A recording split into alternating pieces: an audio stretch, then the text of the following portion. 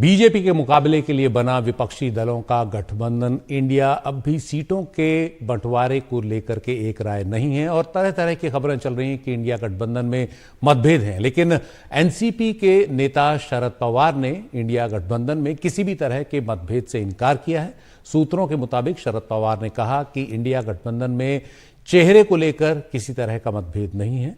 हमारा गठबंधन सामूहिक नेतृत्व पर है। नीतीश कुमार की नाराजगी की खबर गलत है।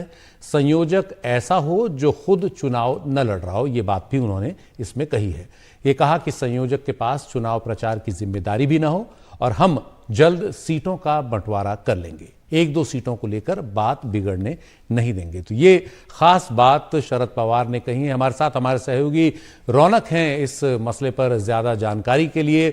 रौनक, शरद पवार विपक्षी गठबंधन के नेताओं में सबसे ज्यादा अनुभवी नेता हैं। अपने सामने तमाम सरकारें उन्होंने बनते बिगड़ते देखी, बड़े बड़े चुनाव लड़े हैं।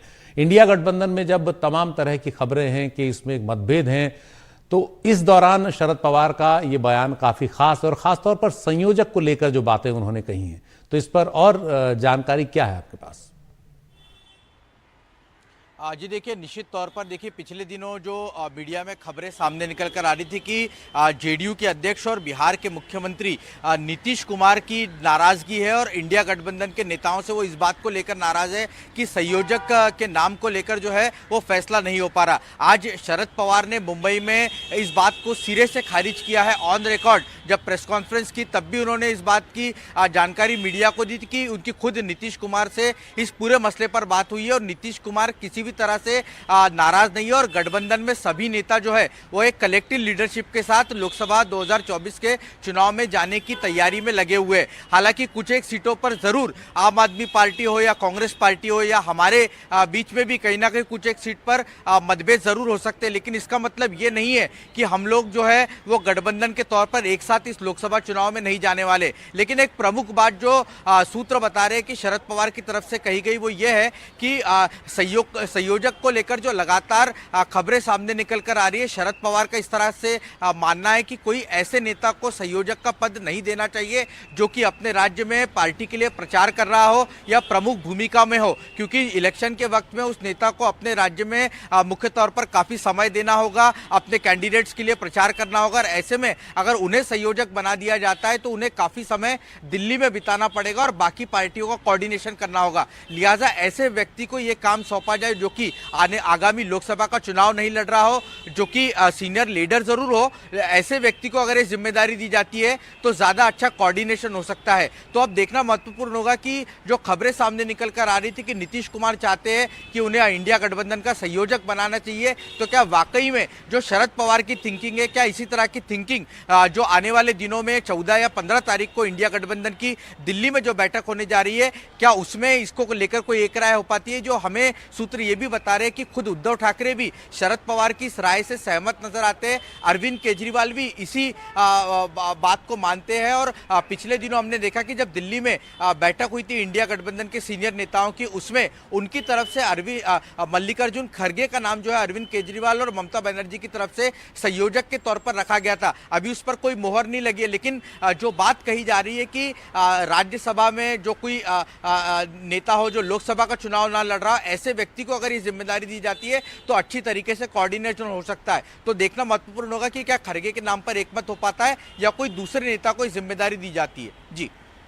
जी रौनक, और अगर ये शर्त या कहा जाए ये नियम लगेगा तो नीतीश कुमार के लिए मुश्किल होगी, क्योंकि वो बिहार छोड़ नहीं सकते और भी तमाम बड़े नेता हैं।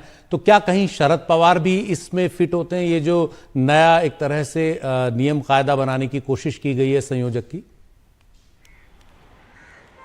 जी देखिए, बिल्कुल आपका बहुत ही अच्छा सवाल है। शरद पवार इस पूरे इसमें फिट होते हैं, लेकिन उनके पास एक सबसे इम्पॉर्टेंट जो पहलू उनके लिए उनके खिलाफ जा सकता है वो ये कि एक तो उनकी पार्टी के दो धड़े हो गए और ये लोकसभा चुनाव उनकी पार्टी के अस्तित्व की लड़ाई है और ऐसे समय उनको यहाँ पर मैदान में रहना बहुत जरूरी है। लिहाजा वो ये जिम्मेदारी लेंगे क्या, ये एक बहुत बड़ा सवाल है। और मुझे लगता है आज जो इंडिया गठबंधन के अलग अलग राज्यों के कांग्रेस के नेताओं के साथ जो बैठक हो रही है उसमें भी सीट शेयरिंग को लेकर तो बातचीत हो ही रही है, लेकिन मुख्य तौर पर क्या कुछ क्राइटेरिया होना चाहिए उसको लेकर भी डिस्कशन हो रहा है। शरद पवार ने आज इस बात का भी जिक्र पत्रकारों से बात करते हुए कहा कि प्रकाश अंबेडकर, महाराष्ट्र की अगर बात की जाए तो यहाँ पर विपक्ष के वोटों का बिखराव ना हो, विपक्ष के वोट बटे ना लोकसभा चुनाव में, क्योंकि 2019 के चुनाव में ये खामियाजा कांग्रेस एनसीपी भुगत चुकी है। प्रकाश अंबेडकर की पार्टी अलग लड़ी थी, लगभग 12 से 15 ऐसी सीटें थी जहां पर उन्होंने अच्छा खासा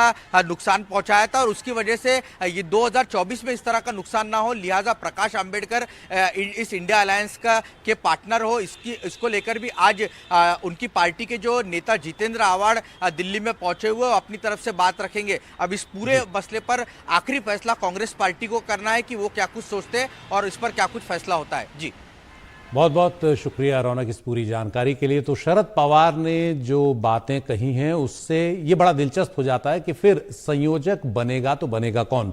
शरद पवार के लिए भी संयोजक बनना आसान नहीं होगा। खुद उनकी पार्टी जो है वो अस्तित्व की लड़ाई लड़ रही है। नीतीश कुमार बिहार को छोड़ नहीं सकते हैं, ममता बनर्जी, अरविंद केजरीवाल, ये कोई भी ऐसे नहीं है जो पूरे देश पर ध्यान दें और अपने राज्य से ध्यान हटा दें। तो ऐसे में क्या मल्लिकार्जुन खड़गे भूमिका निभाएंगे, ये भी देखने वाली बात होगी, और किसके नाम पर एक राय बनती है और फिर कौन उससे नाराज होता है कौन नहीं, ये भी देखना दिलचस्प रहेगा।